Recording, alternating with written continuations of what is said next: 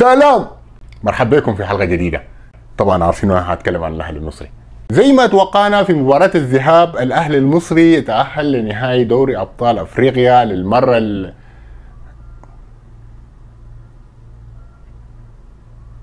500 على التوالي. ما شاء الله، يعني انا بارد عليكم والله ما قاعد احسدكم، لكن والله ما شاء الله صراحة يعني. وفي الجانب الاخر تأهل نادي الوداد البيضاوي المغربي بعد تغلبه في مفاجأة على نادي صن داونز جنوب افريقيا عشان يلاقي الاهلي في النهائي للمرة الثانية على التوالي. وده ان دل على شيء يدل على انه الاهلي والوداد هم الافضل والاقوى في افريقيا في الوقت الراهن.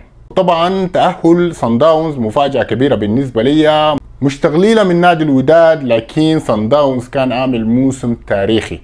حلو التيشيرت؟ على فكرة ما تبغى تعلقوا على النجمات، لانه التيشيرتات دي انا اللي بصنعها، تمام؟ فلو اي واحد قاعد في الرياض من جمهور الاهلي ولا الزمالك ولا اي نادي مصري وعربي افريقي اي حتة، كلموني في الرقم ده وان شاء الله تلقوا تيشيرتاتكم وطلبكم جاهز.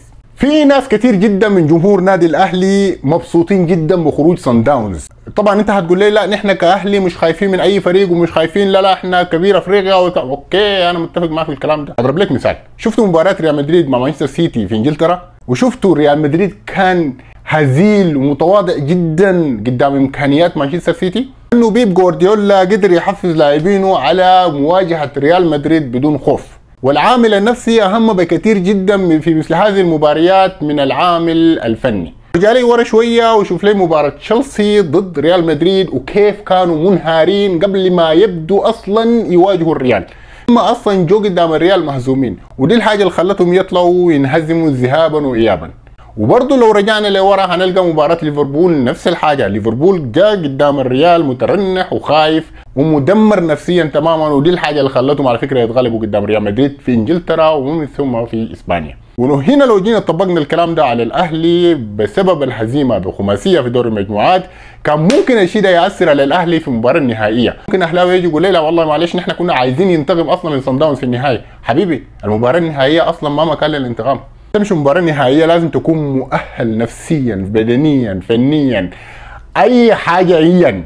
المباريات النهائية مباريات لجلب البطولات فقط، لأن المباريات النهائية لها حساباتها، لها تكنيك معين نفسي بدني كتير. كل الناس في النادي لازم يكونوا مهيئين للفوز بالبطولة دي ويلعبوا بأريحية. ومشيتوا مثلا قابلتوا صن داونز في النهاية اللي هزمك مثلا وتعادل معك في القاهرة، هنا هيكون في ضغط نفسي كبير جدا على لعيبه الاهلي والجمهور برضه والاعلام وبتاع، كل ده مش هيكون في صالح الاهلي. عشان كده احنا نبعد عن الشر ونغني له. وطبعا من 2020 الكاف كان غير نظام المباراه النهائيه لمباراه واحده ويختاروا مدينه افريقيه عشان تتلعب فيها المباراه النهائيه، لكن من هذه السنه نرجع للنظام القديم وهتكون المباراه النهائيه بنظام الذهاب والاياب.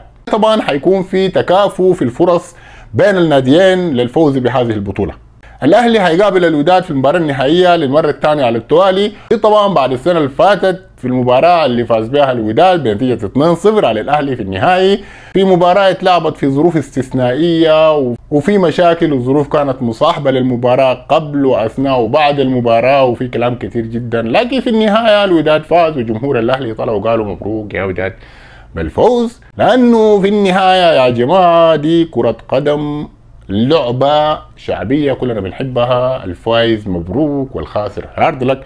وبعدين يا اخوانا دي رساله لجماهير نادي الاهلي، لو خسرتوا المباراه اوعى تزعلوا، والله ما تزعلوا ليش؟ انتوا عندكم 10 بطولات ما شاء الله، يعني 5 وخماسه، انتوا عايزين تصلوا لشنو؟ 10 بطولات يا مسلم. تعال يا في مين ما فاز بالبطوله؟ تعال يا هلال السودان تاخذ البطوله دي، امشي يا حبيبي مبسوط انت مبسوط. تعال يا مين ما فاز الجيش الملكي، تعال خذ يا حبيبي خذ الكاس ده امشي، خلوا الناس يفوزوا معاكم يا جماعه. انا اقول لكم حاجه، اغليه الفرق الكبيره زي الاهلي في افريقيا وريال مدريد في اوروبا، وانا لما قلت في الفيديو الفات ريال مدريد في اوروبا والاهلي في افريقيا انا والله ما بالغت، يعني بغض النظر ما بتمنى لكم الخساره ولا بتمنى للوداد الخساره، لكن لو انتم فزتوا في النهائي مبروك، لو خسرتوا تعالوا شوفوا الاعلام الاهلي واداره الاهلي وجمهور الاهلي حيكون قمه الغضب كانه ده كان اول لقب منتظرينه في حياتهم. ليه؟ لانه الفرق الكبيره يا جماعه عندها عقليه مختلفه عن باقي الفرق. اذا اخذت الدوري والكاس وكاس السوبر في بلدك وعملت اي حاجه في الكوره وخسرت دوري ابطال القاره، فكده موسم فاشل بالنسبه لهم. ده اللي بينطبق على الاهلي وريال مدريد. ريال مدريد حاليا في ثوره حتحصل بسبب انهم خسروا. هو عادي جدا يعني يا جماعه، موسم وما خدناه، لا، موسم فاشل. ماخذين كاس العالم للانديه، كاس السوبر الاوروبي والكاس واي حاجه ماخذينها، عشان ما فازوا بدوري ابطال اوروبا فبالنسبه لهم موسم فاشل. وده اللي بينطبق على الاهلي. وعشان كده الاهلي وريال مدريد وغيرهم وغيرهم من الانديه الكبيره بتفوز بالقاب كثيره. انا هتكلم شويه عن صن داونز، الفريق اللي انا شخصيا كنت مرشحه انه هو ياخذ السنه دي دوري ابطال افريقيا، بسبب انه هم كانوا فريق متكامل من كل النواحي. لاعبين جيدين، صغار السن، دكه بدلاء، اداء وتفاهم، مدرب كويس واداره، كل شيء. وبعد فوزه الكبير طبعا على الاهلي كل الناس رشحوا صن داونز انه حيفوز بالبطوله، حتى الاهلاويه قالوا حتى لو نحن قابلنا صن داونز، بص، في ناس متشائمين وفي ناس متفائلين، لكن برضه في النهايه ان حتى الناس المتفائلين كانوا خايفين جدا من تكرار سيناريو او الضغط النفسي او الضغط الاعلامي والجماهيري على لعيبه الاهلي، فبالتالي حيكون في فرصه فوزهم بالبطوله كانت حتكون اضعف. الاهلي حيقدر يتعامل في المباراه النهائيه ضد الوداد بكل الظروف. ليه؟ لانه الاهلي بيقدر يلعب ضد انديه شمال افريقيا اذا كان المغرب وتونس والجزائر، لانه نفس المدرسه ونفس التكتيك ونفس الكوره اللي بيلعبوها. اتمنى من المسؤولين عن الرياضه في مصر والجهات الامنيه انها تفتح للجماهير السعه الكامله للاستاد عشان يحضروا المباراه، تكون مباراه لائقه بنهائي قاره زي القاره السمراء، لانه كده وانتم لما تقابلوا الوداد في المغرب الملعب حيكون مليان للاخر. يحصل نفس الحاجه اللي حصلت في مباراه النهائي الموسم اللي فات لما كان جمهور الوداد كانوا مالين الملعب على الاخر، ودي طبعا اثرت على لعيبه الاهلي اللي كان بيلعبوا طول الموسم بدون جمهور، وبرضه كان في ازعاج وضغط جماهيري على الاهلي.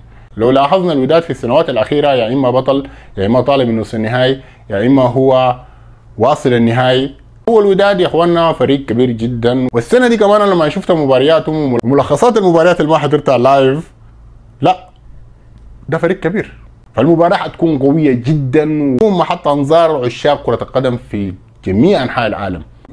اتمنى للفريقين انهم يلعبوا مباراه نهائيه تليق بناديين كبيرين زي الاهلي والوداد. في الختام يا جماعه انا حابب اشكر رجاله الثالثه شمال على الدعم والرسائل الايجابيه الجميله والكومنتات الحلوه اللي في الفيديو اللي فات. انا بشكركم جدا وبتمنى لكم كل التوفيق فيما هو قادم. سلام.